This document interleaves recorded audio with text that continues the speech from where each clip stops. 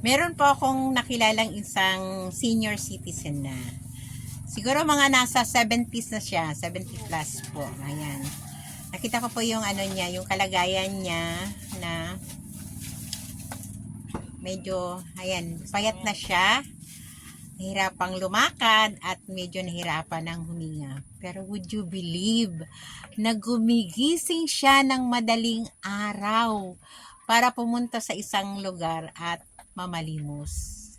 Siya mismo sinusuportahan niya yung sarili niya, pambili ng gamot, pagkain niya sa araw-araw. Do meron naman po siyang mga anak, kaya lang mahirap din po yung kanyang mga anak.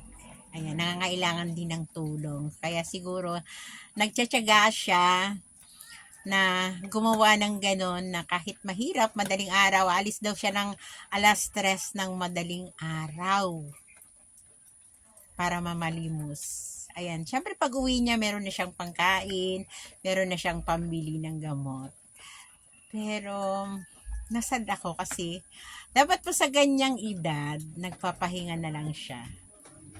Nagpapahinga, nagsasaya, pero ayan, nagsusumikap pa siya ng suportahan yung sarili niya.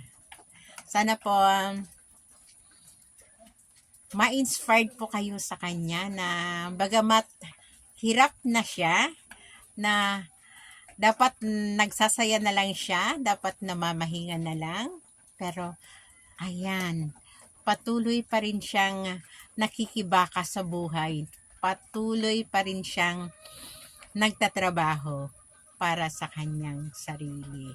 So, isa po siya sa balang araw gusto ko siyang matulungan. Kaya nga po, nagsusumikap ako na magtrabaho ng husto. Kasi bilang isang senior citizen, napakasakit po sa akin na makita ang ganyang kalagayan. Ayan, pag-pray po natin siya na bigyan pa siya ng lakas. Yung kanyang sakit ay gumaling. Kasi I think meron siyang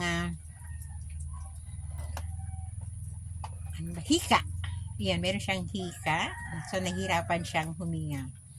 So, ayan, pag-pray na lang natin siya na sana maging maayos siya. At, syempre, merong ipadala si God na tao para, ayan, tumulong at sumuporta sa kanya.